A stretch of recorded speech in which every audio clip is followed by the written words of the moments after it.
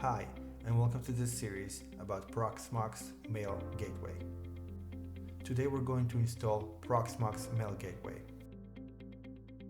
Installing Proxmox Mail Gateway was quite simple. I loaded the CISO into my virtual box and just let it run.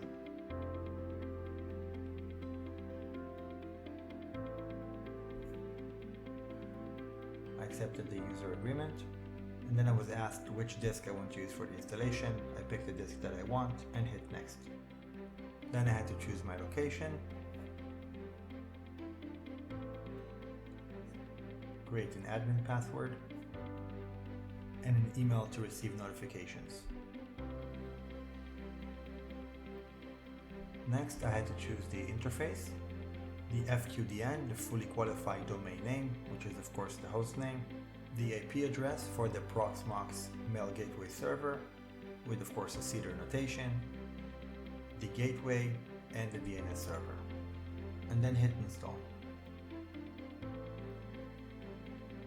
Installation took about 20 minutes, but of course I sped this up for the interest of time.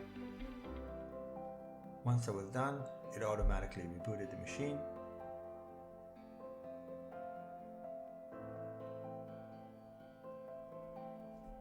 And then I received this prompt. In the next video, we're going to log into the server and perform the initial setup and dive deeper into all the features that Proxmox Mail Gateway has to offer. I'll see you in the next video.